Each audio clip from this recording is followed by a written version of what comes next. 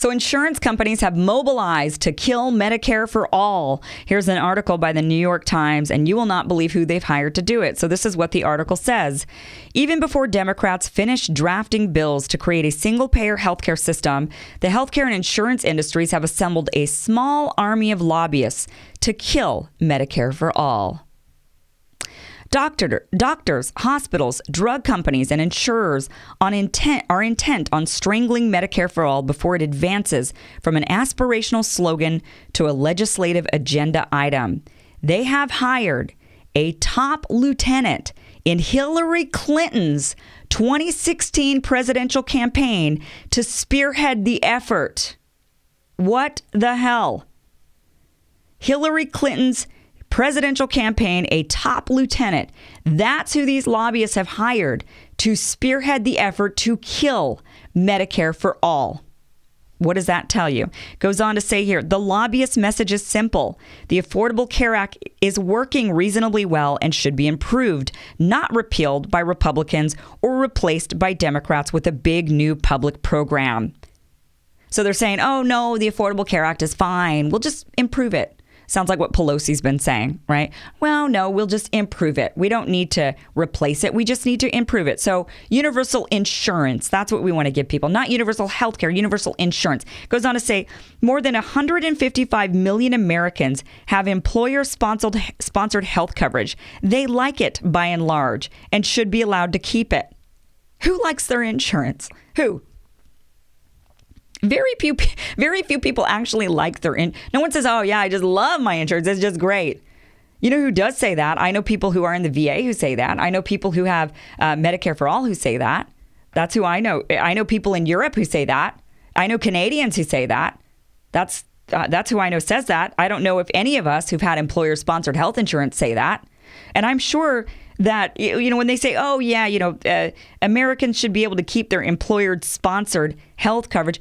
What employer in their right mind is going to be keeping employer-sponsored health coverage as soon as Medicare for all is enacted? And who in their right mind is going to choose their employer-sponsored health care coverage when Medicare for all is enacted?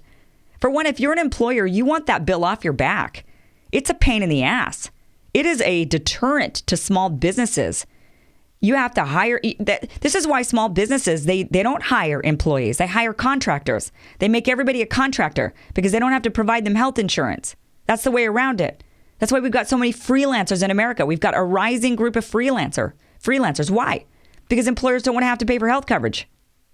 They want that off their back. They shouldn't have to pay for it. It should not be the responsibility of an employer to provide you with health coverage. That should not be their responsibility. That should be something the government does. Not something that your boss has to do.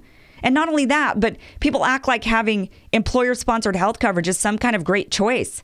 What choice do you have when you have employer-sponsored health coverage? What choice? Because all I remember is getting one choice, the choice that they decided. HR comes around and they say, this is what you're getting. Choose one of your plans, but you're getting this particular provider. You don't have a choice. You have no choices. And then they change your health insurance on you. All of a sudden you have one insurance, you really like it, and then the next year your employer all of a sudden changes it on you and says, oh, you know what, we're getting rid of them, we're going with this other one. And you have no choice in that. You have no choice. Who likes their employer-sponsored health coverage? I will say that the only other people that I know who have really great employer-sponsored health coverage, they don't do health insurance. Huge companies like Micron, what they do is they pay for everything out of their own fund. So everybody pays into the fund and then they pay for it out of it. It's not insurance and it works really, really well. It's more of like a government sort of system. Everybody pays into it, they pay it out, and that's the way it goes. I mean, it's goes on to say here, we have a structure that frankly works for most Americans, said Charles N. Kahn III, the president of the Federation of American Hospitals, which represents investor-owned hospitals. Let's make it work for all Americans. We reject the notion that we need to turn the whole apple cart over and start all over again. First of all, he says, we have a structure that frankly works for most Americans. Most Americans? We've got millions and millions and millions of Americans without health coverage. So, yeah, I guess it does work for most. Most is anything over 51%, I guess is most. But no, we do not have something that works for everybody, just for some. He goes on to say, let's make it work for all Americans. We reject the notion that we need to turn the whole apple cart over and start all over again. You don't. Medicare is already a system. We just want Medicare expanded. So what he's saying is, no, let's expand the Affordable Care Act. No, let's expand Medicare for all. Let's expand Medicare, not the Affordable Care Act. Let's expand a program we already have. This is not turning the apple cart over and starting over. This is just expanding a program we have. That's what you're proposing. You just want to expand the wrong program. It says right here, the Democrats' proposal could radically change the way healthcare providers do business and could drastically shrink the role and revenues of insurers, depending on how a single payer system is devised. Yeah, no shit. That's why they're trying to get rid of it. Because they want to keep themselves in business. They want to keep themselves, they want their pockets lined. That's what they want. Nobody wants to give up their big fat payday. Says the Hospital Federation and two powerful lobbies, America's Health Insurance Plans and the Pharmaceutical Research and Manufacturers of America, created a coalition last June to preempt what they saw as an alarming groundswell of interest in proposal to expand the federal role in healthcare.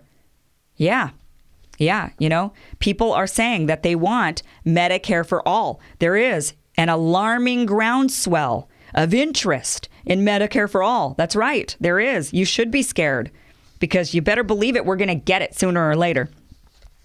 When Senator Bernie Sanders, the author of the Medicare for All Act, announced on Tuesday that he was again running for president, the coalition immediately attacked him as a leading advocate for upending our nation's healthcare system in favor of starting from scratch with Medicare for all. Starting from scratch with Medicare for all? No, Medicare exists. This is not starting from scratch. We're just expanding it. Mr. Sanders, independent of Vermont, fired back at the insurance and drug companies. Quote, they make tens of billions of dollars a year in profits from this dysfunctional healthcare system and pay their CEOs outrageous compensation packages, Mr. Sanders said. We've expected their opposition all along. But I want you to think about this if you are a run-of-the-mill Democrat who really loved Hillary Clinton, who just thought that, you know what, she would have made the world better and she would have been better for us as president. I want you to think about that these top lobbying firms who are trying to kill Medicare for all hired a top lieutenant in Hillary Clinton's 2016 presidential campaign. That's what they did. So think about that.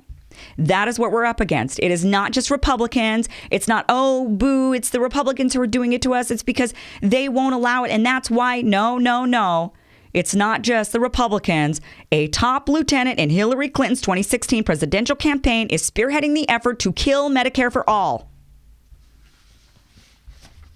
All right. Coming up next, I do want to open up the mailbag, as they say in cheesy radio. And I want to answer, I got a really good question in actually today, and I do want to talk about it. Is there a bias, a religious bias on the left? And that is coming up.